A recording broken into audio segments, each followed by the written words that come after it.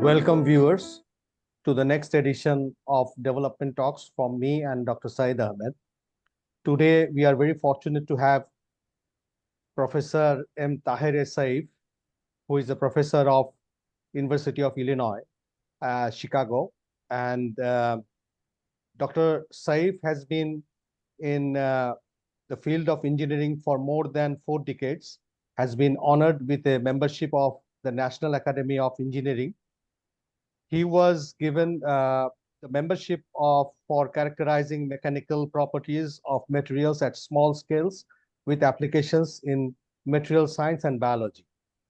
The National Academy of Engineering is an American non-profit and non-governmental organization. It's a part of the National Academies of Sciences, Engineering, and Medicine, along with National Academy of Sciences, the National Academy of Medicine, and National Research Council. Professor Saif has been researching biohybrid robots for about 25 years at the University of Illinois Urbana-Champaign and currently holds a position as Edward William and Jane Marr Gutgsell Professor at the University of Illinois Urbana-Champaign. He completed his PhD in theoretical and applied mechanics from the University of Cornell University in 1993, completed his master's in civil engineering from Washington State University in 1987, and his bachelor's in civil engineering from Bangladesh University of Engineering and Technology, and he passed out in 1984 with honors. Professor Saif has done extensive research on the mechanics of nanoscale materials and living cells. He uses both theory and experiment to explore the effect of size on the mechanics of materials and the role of mechanical forces in determining the functionality of cells and cell clusters. Professor Saif demonstrated experimentally for the first time that plastic deformation in nanocrystalline metal films can be reversible. So he has very illustrious academic and research background. So Dr. Taher Saif, welcome to the Development Talks platform. Just in case I missed anything regarding your bio, you may supplement or complement. Dr. Taher Saif. First of all, thank you so much for inviting me. And of course, you gave a very illustrious background of my career. I'm very humble. But more importantly, I'm happy to be here and to have a dialogue with both you and Said. Nothing to add more. I have been with the University of Illinois at Urbana-Champaign since 1997. So I may look younger, but actually not so much anymore. Okay. So today I know it's this series of talks. I've seen some of the examples that you have seen. They're more focused on development and economy and those things, human resources, and how to develop our country's economy. Today, I will, first of all, my ignorance is I don't do much work on development or economics. I'm just a humble engineer. So whatever I do in the lab is all that I know. So I thought of talking a little bit about something that is kind of remotely related to development, which is the effect of exercise on mental health. So it's related because I'll show through some actual data that if we can, so we are all living longer, and if we can help our aging population, our parents and grandparents, that directly helps our economy, our development, because a large amount of resources are going to keep us healthy and those who become ill to take care of them. So I'll share my screen. I have just a few slides. Some of them may become a little bit more technical. So if you feel stopping me, please do so. I want to give the main idea. Hopefully that will come along. So, so goal here is the title here is the biomechanics of mental health, which seems to be a bit far from our regular understanding of mental health, but what is the relationship with engineering, with biomechanics?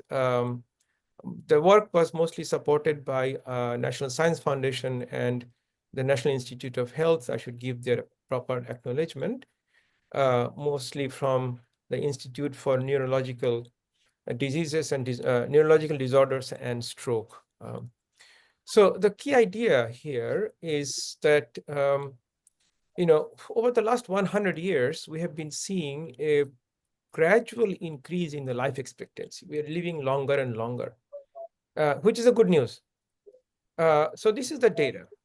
So if you think about before 1850s, that means before the Industrial Revolution, life expectancy was more or less constant, slightly less than, slightly more than 35 years, or maybe 40 years. But there is a sharp increase, remarkably sharp increase in the life expectancy post-Industrial Revolution. And the top three graphs are mostly from the advanced world, Asia, Europe, and the North America. But the lower three graphs are from the developing world, at least then known as developing world, Asia and Africa. So they are behind by about 75 years. So post-industrial revolution happened around 1860s, 70s, whereas the life expectancy started to increase in the Africa and Asia from around 1920s, 1930s. But since then, all the slopes are more or less the same. That means the rate at which the life expectancy is increasing is the same, and there is no sign of getting saturated. So they're continuously increasing. For example, in Bangladesh, the life expectancy was about 42 in 1960. Now it is about 72. 2020 was 72. So from 60 to 2020, the life expectancy in Bangladesh increased from 42 to 72. A major, major increase, which is good. But the problem is that even though we are living longer, but the fact of life, the biology, is that the brain begins to shrink beyond the age of 50. And that's where the problem shows up. So this, I think, is one of the biggest grand challenge of our time. And that sinks a lot of energy, a lot of financial resources that go in taking care of elderly people. In fact, in the US, 1 in 3 elderly people who die, they have dementia or depression or Alzheimer's disease. And the burden on the family is very large. In the US, now it's about 11 million people in the house, children or grandchildren or wife or spouse. They take care of this elderly population without being paid. It's just their time is being spent. So globally, this is preventing and taking away a significant amount of human resources, and a resource that could have been used for the development is being drained away to take care of the elderly people. The question is, what can we do? Is there anything that we can do? We cannot tell people life expectancy is growing up for many reasons, but we have to take care of this issue of aging, mental aging, and how do we improve the quality of life as people begin to suffer from these issues. So this is where we begin a little bit more biology, more technicalities. So this is happening in the brain. The rest of the body is remaining healthy, but the brain cannot keep up with the age. In 19th century, we used to think about brain consisting of different segments. For example, some part of the brain was related to humor, some part of the brain for anger and other things. As over the last 100 years, people started to think that the brain is actually consisting of a trillion connections. They're called synapses, and memory is built in individual synapses and their coordinated efforts. So if the brain loses the ability to think or remember, going through depression, dementia, Alzheimer's disease, one has to address what happens to the living cells inside the brain. So inside the brain, what happens is when we try to do something, for example, talk and walk and try to remember things or create new memories, at the synapse where the two neurons meet, there are something called neurotransmitters.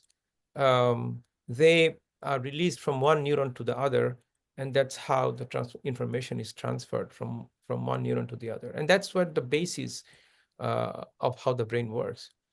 Now, a fundamental discovery about in the last century was that the more this synapse is used, the better they become, the more efficient they become. So they become more activated. The less they're used, they can get deactivated. They can even prune themselves. They can also destroy themselves. So the more we learn mathematics, the better we become because of the practice of mathematics. So the more a synapse is used, the better it becomes, more efficient it becomes. So at the same time, as we age, many of the synapses die out, many of the cells die out, so we cannot, our brain begins to become smaller and smaller.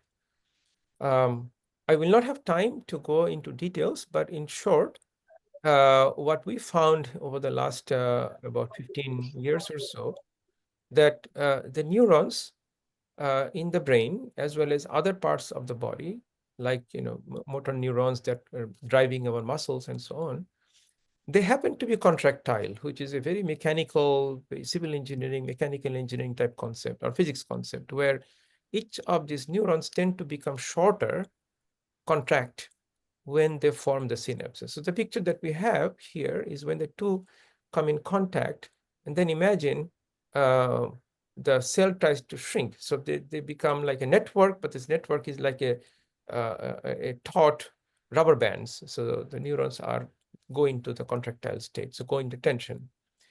But other thing that we found, which we reported very recently, is that without this tension, the neurons seem to not able to function. They cannot transmit information from one neuron to the other, what we call firing. So they cannot fire from one to the other.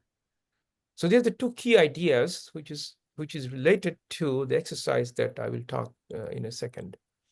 So now, so the two ideas are brain is made of many, many neurons, and then they form many, many connections. And each connection, which is called synapse, each connection is related to our memory, our cognition, because the more they are used, the more efficient they become. But less they are used, the less they are able to transmit information from one to the other. As we age, some of the synapses prune out, they die, some of the neuron cells die, and the brain begins to become smaller and smaller. In addition, these neurons tend to be contractile. So imagine it's like the brain is, all the neuron cells want to contract, but they cannot contract because there are other tissues in the brain. So they end up becoming in a tension compression balance. But this contractility seems to be critical because once the neurons cannot contract, then they cannot fire. And if they cannot fire, they eventually die out or prune out. Now, the hippocampus is a very special part of the brain. This is one of the most critical part of the brain. It's deep inside the brain. And this part is related to learning and memory. This is where we build up our experiences of life, a lot of experiences of life. And this is where memory and learning happens. But this is also where the dementia, depression, Alzheimer's disease, they take place. And it's kind of logical. This is the place where we learn things, we build a memory, and this is where we also lose memory. This is also we end up having Alzheimer's disease.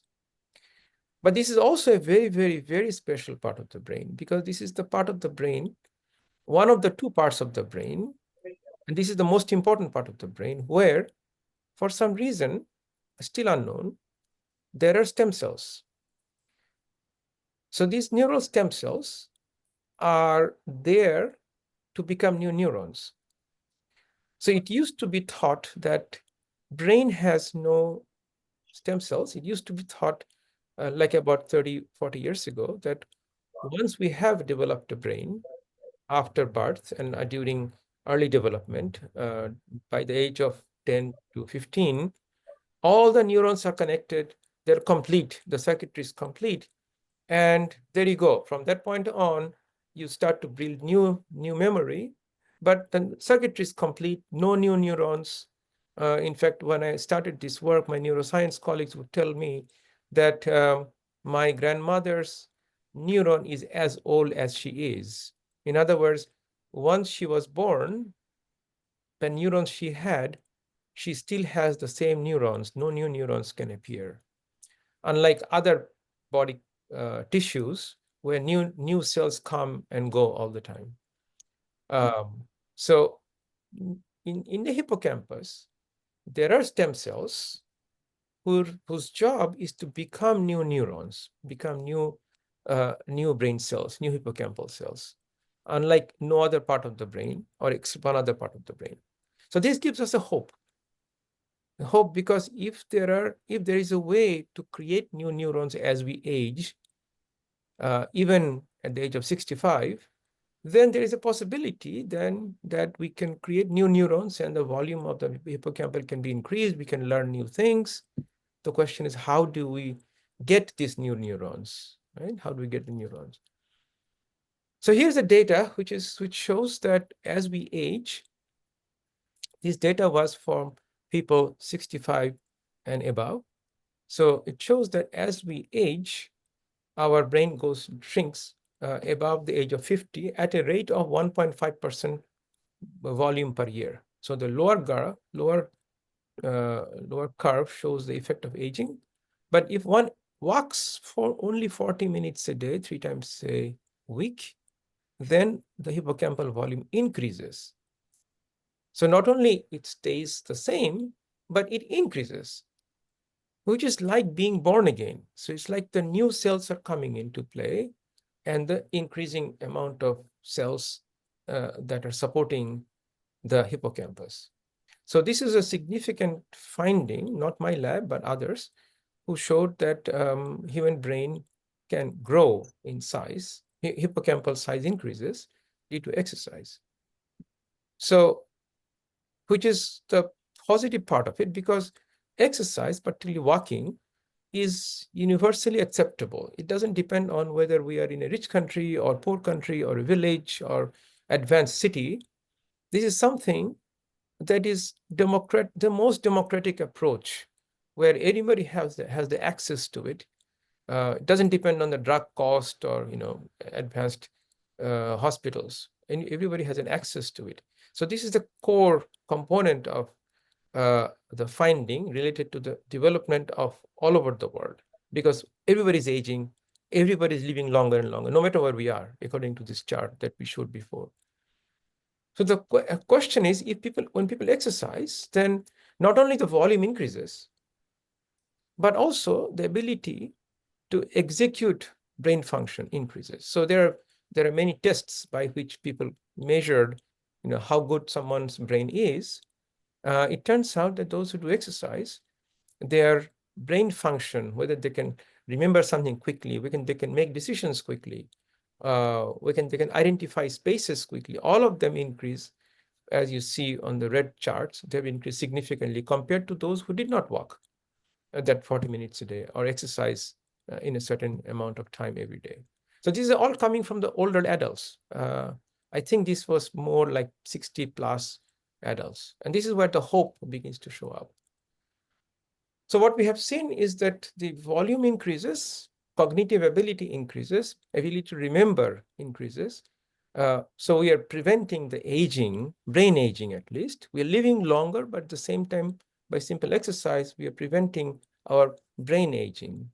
And if the brain size increases, new neurons come into play, then the hippocampus has 2 major types of cells, neurons and glial cells. They must be coming up as new cells to increase the volume. That's the only way the volume can increase. And that is correlated with the increased cognitive abilities. So how exercise can make new neurons? What is the relationship between exercise and how does the exercise is felt in the hippocampus? How do the cells know that we should divide and become new neurons? So that's the question that we have been addressing for the last few years. So, so now if you take a little bit deeper, so imagine we are walking and our blood is getting something from the muscles. Question? No, please proceed. No, Okay. we are listening. Yeah. Listen. Yeah. So when you have exercise going on, the muscles are creating forces, as we know, it's like a machine, and so if they produce something, some chemicals, some chemistry, some chemicals, if they release some chemicals, so that's getting into the blood, and that blood is circulated all over the body, including inside the hippocampus. So they're going into the hippocampus through the blood vessels. So inside the brain, there are many, many blood vessels, small blood vessels, some large blood vessels. So, so it turns out that the blood vessels in the brain is very, very special. Brain is highly protected compared to other blood vessels in the body. So what makes it very unique is that blood vessels are made of what is known as endothelial cells. They're common in all blood vessels. But in the brain, outside the endothelial cells, there are these cells called astrocytes. They're part of the brain cells, a type of the brain cells. They are like the border guards. So whatever comes into the blood, is felt by the endothelial cells, but the astrocytes are added so that not everything can get into the brain. So this is called blood-brain barrier. So the blood vessels inside the brain are guarded by astrocytes, and they, together with endothelial cells, form this very impenetrable blood-brain barrier. That's a big challenge for drugs to be used in the brain because not many drugs can get into the brain. That's a big challenge for treating brain cancer. So this blood-brain barrier is always there. So it's a highly protective border control so that not everything in the blood can get into the brain. It's a very controlled one. So one would expect that whenever somebody does exercise, whatever comes into the blood is the first responders are the endothelial cells and then right away the astrocytes. So astrocytes must be doing something by receiving that signal. Of course, they have to decide which one could go into the brain, but they are the first responders. They see these factors, biochemicals first, and they must be doing something, and that they must be doing something to the neurons, which are inside the hippocampus. And that neurons must be doing something that tells the stem cells, as I said before, to wake up. And once the stem cells wake up, they begin to divide into new neurons or astrocytes to increase the volume because new cells are now being produced in the hippocampus. So what can that be? So to mimic this process, so see, when the muscles exercise, something is released, and that something is felt by the astrocytes, that they must be doing something to the neurons. And so to mimic this process, we just take a mice and we take three petri dishes in the lab. And in one dish, we take the muscle from the mice, from the leg, and put it in the petri dish, and then let it exercise. So the muscle exercises, and then there is some what we call media, which is a fluid that gives the muscle all the chemicals, the nutrition, the sugar that need to survive outside the body. So it's like a liquid food, if you will. So the muscle releases something, and then we can take this liquid, because now this liquid has whatever the muscle has released, and we take this liquid and give it to another petri dish where we only culture astrocytes from the brain. So we can take the astrocytes out from the hippocampus of the mice and put it in a petri dish. So the astrocyte can be isolated and can given whatever muscle produced. So it's like mimicking what the blood would have given them. So now these astrocytes would now do something, because now they have received the muscle biochemicals, and then we take whatever the astrocyte produces, this another liquid that keeps the astrocytes alive, give them the food, nutrition, and so on. We can take that liquid, give it to another petri dish where the neurons are there, where the hippocampal neurons are there, and also the stem cells are there. And we can also have little electrodes that can give us the readouts of how the neurons are firing electrically to each other, right? So this simple experiment kind of mimics what might be happening during exercise. So what happens? So this is like how the muscle is exercising, contraction, relaxation, like as we walk, as we talk, as we run, so on. So first thing we notice is that the astrocytes, which are these green cells, they themselves begin to proliferate. So they begin to divide. So they become more and more and more, right? So they become more and more. So they immediately show that when those whatever the muscle is producing, let's call it a juice. So whatever the juice they're getting, the astrocytes begin to divide and become more and more. So you can see in the middle image B many more, and you can see on the right side graph that the red bar shows a significant increase in their number. Many more are there. So that addresses the first question, that hippocampal volume goes up. Well, astrocytes are producing many more of themselves. But more interestingly, what we find is that these astrocytes become a lot more contractile. Remember that we found some years ago that neurons are like mechanical contractile actuators. They become contractile, like rubber bands. So it turns out that when we give the juice from the muscle to the astrocytes, their force goes up significantly, which is on the right side on the first plot.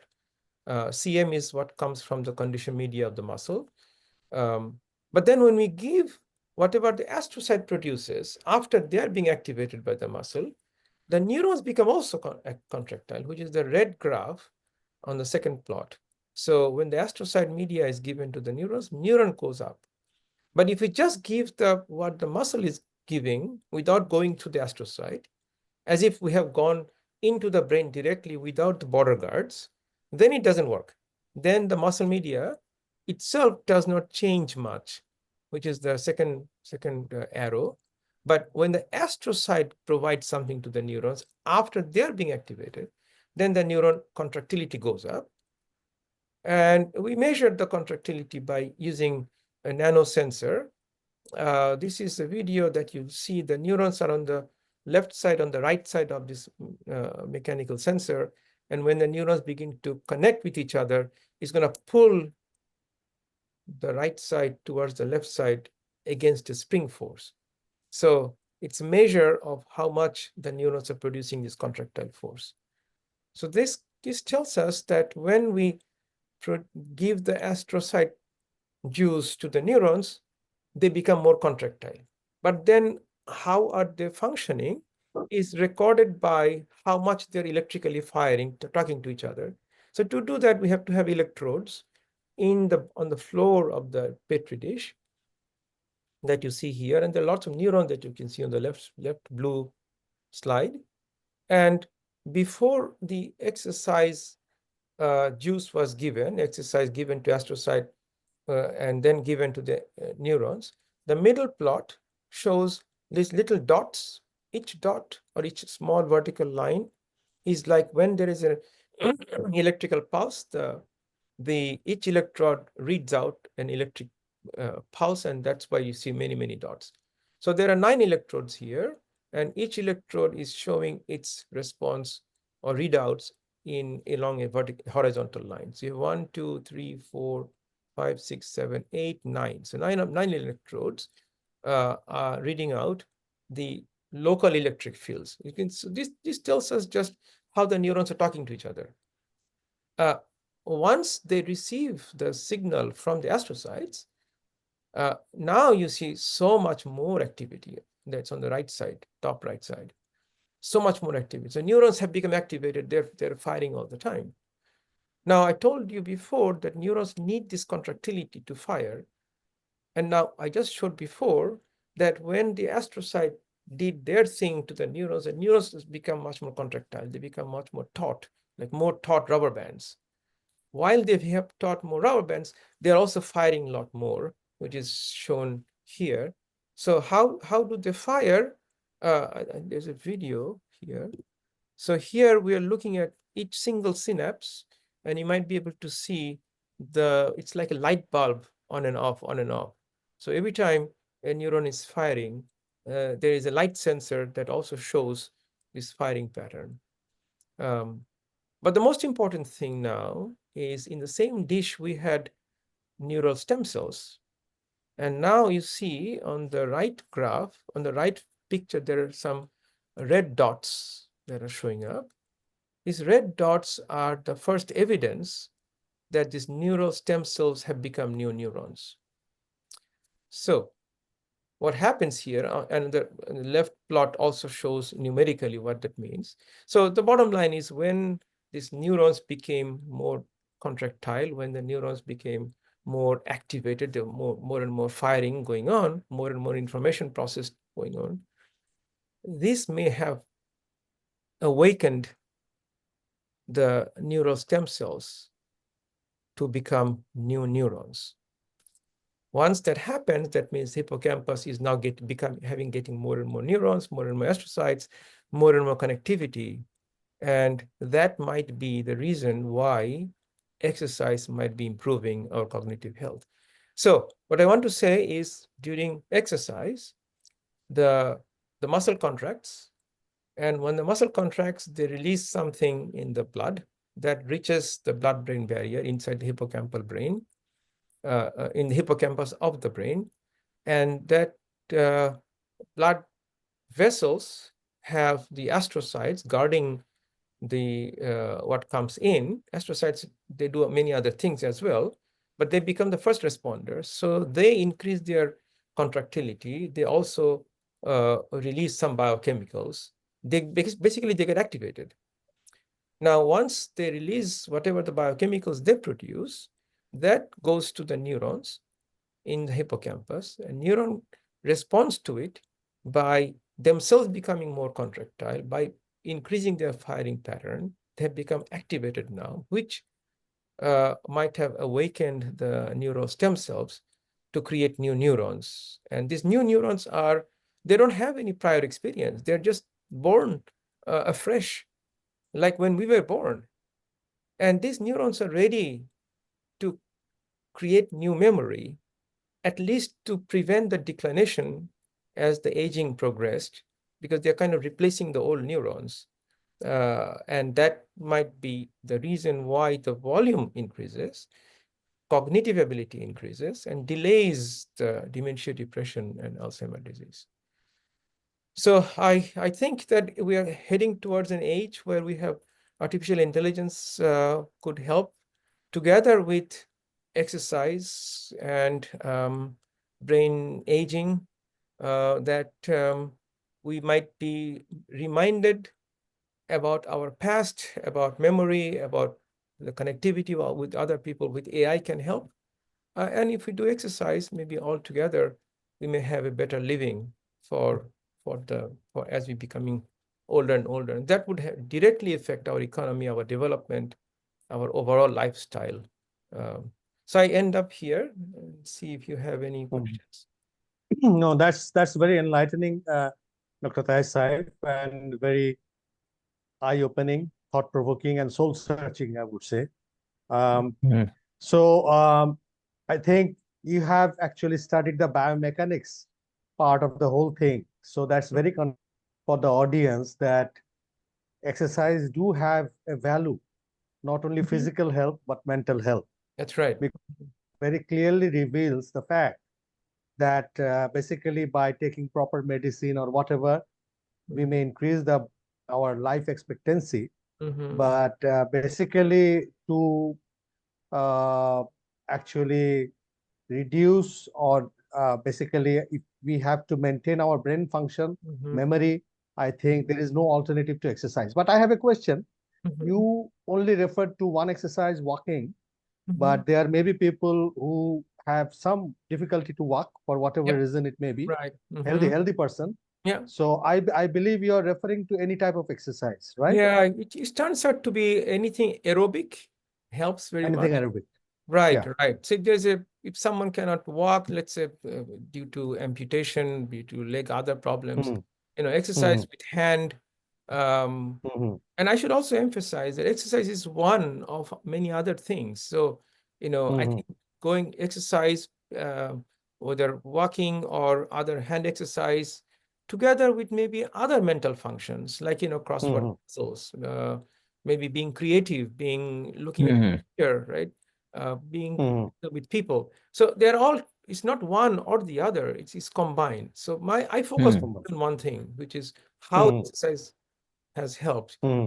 So Hmm. any muscle exercise, hand or Absolutely. Absolutely. would help. Yeah. And mhm.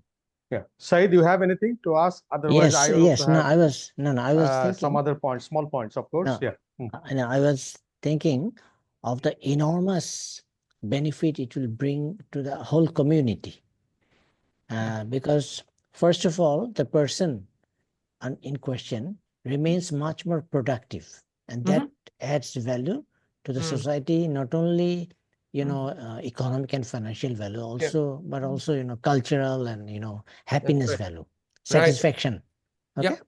Life quality. then exactly. Mhm. Then the the the workforce that would otherwise would have been tied up in taking care of Mm. older people, they'll Yeah, be free to get exactly. involved in some more productive work. Mm. Mhm. So this is an enormous economic benefit potentially, and Mhm. easily achievable.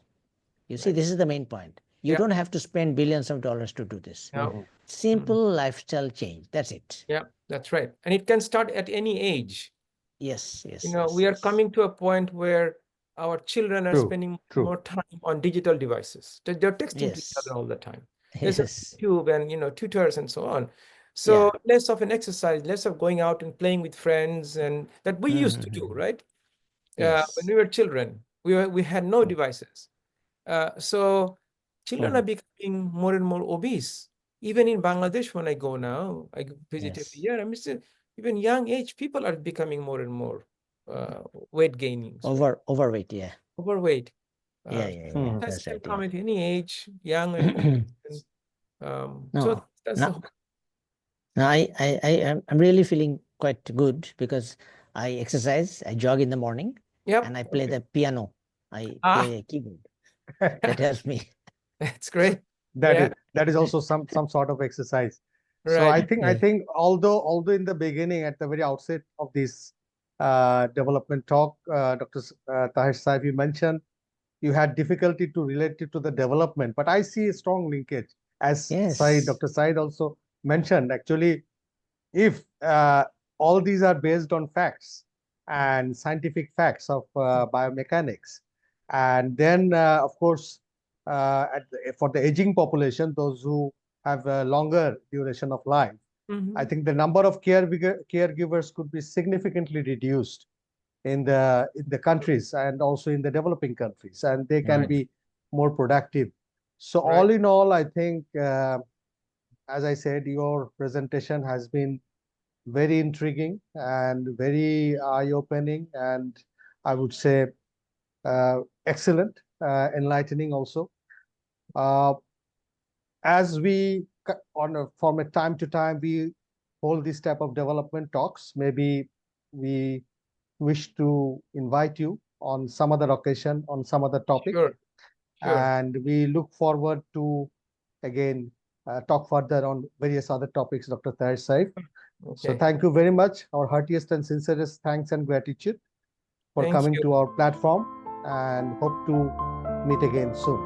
Thank you very Okay. much. Okay. Thank you for Yeah. inviting Thank me. you very Yeah, much. yeah. Thank you. Have a Thank you. good Bye day. bye. Thank you. Thank you.